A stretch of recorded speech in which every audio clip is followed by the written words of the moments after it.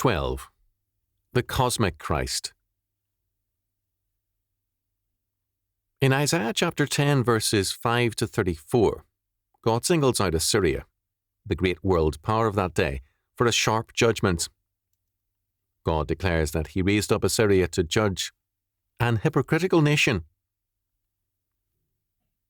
O Assyrian, the rod of mine anger, and the staff in their hand is mine indignation.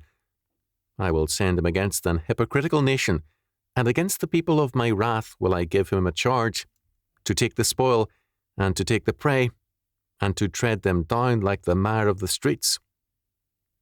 Isaiah chapter 10, verses 5 and 6. Assyria ascribed its power to itself and failed to see the power of God behind its role and power. Isaiah chapter 10, verse 13.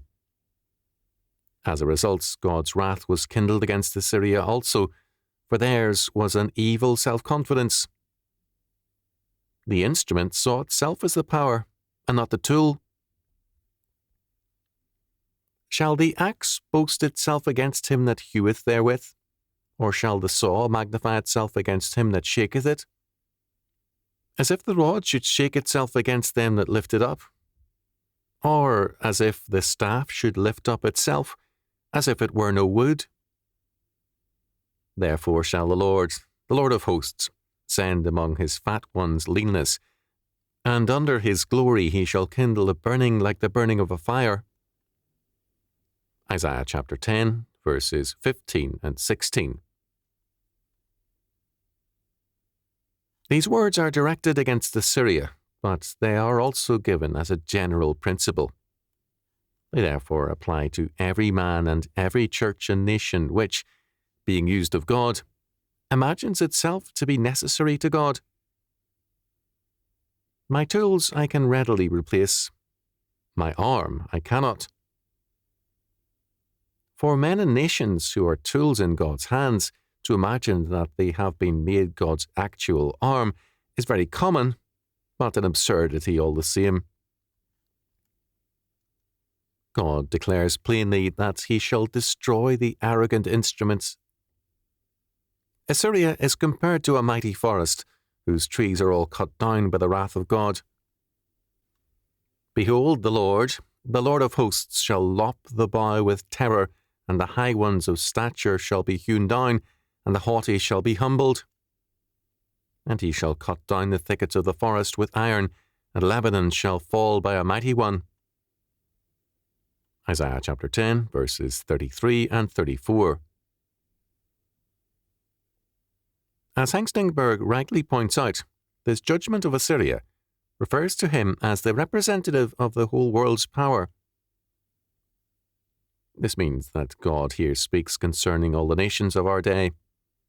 Every power, including men, their institutions and churches, which does not see itself as God's instrument, with a total duty to serve and obey him, is thus under condemnation.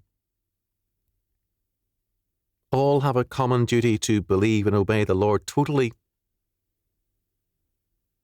The alternative to faith and obedience is madness and revolution, war against God. Immediately after this judgment, Isaiah declares, And there shall come forth a rod out of the stem of Jesse, and a branch shall grow out of his roots. Isaiah chapter 11, verse 1. Assyria is represented as a mighty forest. Jesus Christ appears as a small shoot from a stem cut down. Out of the roots comes forth a growth which shall rule the world. The reference to the stem is to Jesse, not to David, his royal son. There is thus no reference to Davidic royal glory. The stem is, like Jesse, one of obscurity and insignificance. This son of Jesse shall be the great world ruler, whose reign is one of wisdom and righteousness. He is the great king whose reign brings in all the glory of God's kingdom. And the Spirit of the Lord shall rest upon him, the Spirit of wisdom and understanding, the Spirit of counsel and might, the Spirit of knowledge and of the fear of the Lord. and shall make him of quick understanding in the fear of the Lord. And he shall not judge after the sight of his eyes, neither reprove after the hearing of his ears. But with righteousness shall he judge the poor, and reprove with equity for the meek of the earth. And he shall smite the earth with the rod of his mouth, and with the breath of his lips shall he slay the wicked. And righteousness shall be the girdle of his loins, and faithfulness the girdle of his reins. Isaiah chapter 11, verses 2 to 5. Scripture describes the Messiah as truly human and truly divine. But this is not all. He is set forth as truly royal and political. A worldwide state is set forth, not as a union of all nations, but as the submission of all nations to the Messiah, whose government rules over all, and whose law is the law of all nations. This ruler is directly the expression of the Spirit of the Lord. The Spirit does more than use him or speak through him. He rests upon him. Both the ruler and the Spirit are thus the fullness of wisdom and understanding, counsel and might or strength, and of knowledge and the fear of the Lord. The perceptions of this ruler shall be infallible, exercised in the fear of the Lord, and without reference to seeing and hearing. Verse 3. All these attributes the ruler or Messiah has, not merely for himself, but, as the second Adam, the regenerating power and source of the new humanity. In John chapter 2, verses 24 and 25, this infallible perception of the nature and mind of all men is manifested, John tells us, in Jesus Christ. Perfect justice or righteousness marks his rule, and omnipotence as well. He is the fulfillment of Proverbs chapter 29, verse 14. The king that faithfully judgeth the poor, his throne shall be established forever. His word is the creative word, since all things were made by him, and without him was not anything made that was made. John chapter 1, verse 3. The very words he speaks are sufficient to bring judgment, and the breath of his lips, in anger sufficient to slay the wicked. Isaiah chapter 11, verse 4. Righteousness and faithfulness go hand in hand in the ruler, and therefore in his kingdom and new humanity. Isaiah chapter 11, verse 5. As against the tyranny of Assyria, the Messiah shall manifest a supernatural wisdom, a quick understanding in the fear of the Lord. This wisdom is not dependent upon sight nor hearing, but on the Lord and his law. Righteousness or justice is the nature of his rule, and the girdle of his loins, the tie that binds his clothing and enables him to function. Righteousness is that which conforms to the norm of God's character and law. The word righteousness in both the Old and New Testaments, tzedek in the Hebrew, dikaiosune in the Greek, means both the law of God and the salvation of God by his sovereign grace. In the New Testament, the salvation accomplished through Jesus Christ.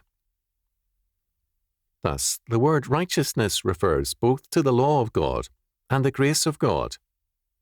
Both law and grace are aspects of the covenant mercy of God and his favour to man. Thus, while there is a differing emphasis in the words law and grace, they are alike aspects of the covenant and of God's righteousness. An added use of the word righteousness refers to the moral conduct required of the believer. Paul uses the word righteousness in all three senses: as the law of God in Romans chapter 9, verse 31, as the salvation of God through Christ in Romans chapter 3, verse 21. In Romans chapter 6, verse 16, it means obedience or works of faith. Paul also uses the word law to mean the death sentence against us. a works religion, and the righteousness required of believers, among other things. The context makes clear the meaning. In verse 4, the scope of the Messiah's realm, as well as the nature of his justice, is set forth. We are twice told that the covenant king shall rule the earth, the whole world. He gives justice with impartiality or equity to the meek of the earth, and he judges and slays the wicked of the whole earth. He destroys these wicked ones by the rod of his mouth and with the breath of his lips, because he is very God. The Messianic king has the creative word. Deuteronomy chapter 32, verse 39. Isaiah makes the point even more emphatic. By the very breath or life of the Messiah, whose being is righteousness, the wicked are foreordained to death.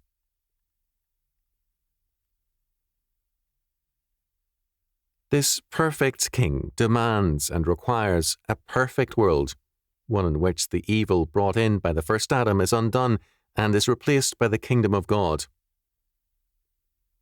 Christ, having been made king by his resurrection, Romans chapter 14, verses 7 to 9, began at once to rule.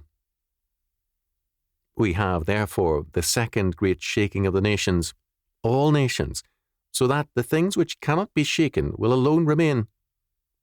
Hebrews chapter 12, verses 18 to 29. The realm to be brought forth by the king's judgment and the king's law and grace is then described. The wolf also shall dwell with the lamb, and the leopard shall lie down with the kid, and the calf and the young lion and the fatling together, and a little child shall lead them. And the cow and the bear shall feed, their young ones shall lie down together, and the lion shall eat straw like the ox. And the suckling child shall play in the hole of the asp, and the weaned child shall put his hand in the cockatrice's den. They shall not hurt nor destroy in all my holy mountain, for the earth shall be full of the knowledge of the Lord, as the waters cover the sea. Isaiah chapter 11, verses 6 to 9. In these verses, the kingdom of God is described. The description is both a metaphor of the great change which will take place in man, and also, as Calvin and Hengstenberg held, the change as a result in the material creation. The earth was subjected to the curse and the bondage because of man's sin. The very ground was cursed for man's sake. Genesis chapter 3, verse 17. Now, in Christ, the whole creation looks for its deliverance in Christ, together with his elect people. Romans chapter 8, verses 19 to 22. No matter how men may seek to interpret these verses, they plainly point to a remarkable and supernatural change in the nature of the earth and its inhabitants. This change, moreover, is more than a spiritual change. It is very obviously a physical one as well. In verse 9, we have the precondition of this change. The whole earth is filled with the knowledge of the Lord, as the waters cover the sea. This knowledge is religious. It is the awareness of God's reality and a life in faithfulness to God and his law word. The focus of the Messiah's work is thus more than his people. It is the totality of his kingdom and righteousness. It is, in terms of this, that our Lord orders us to seek ye first the kingdom of God and his righteousness. Matthew chapter 6, verse 33. If the Messiah does this himself, his people dare do no less. We dare not limit the scope of Christ's kingdom to man only, or to man's soul. All things were made by him, and without him was not anything made that was made. John chapter 1, verse 3. He is therefore the cosmic Lord, and his government is over all things. There is not an animal, stone, or atom unrelated to or outside his government and purpose. Jesus Christ is more than a religious figure. He is the Lord, the cosmic Christ. The term cosmic Christ comes from the thoughts and pen of Cornelius van Til.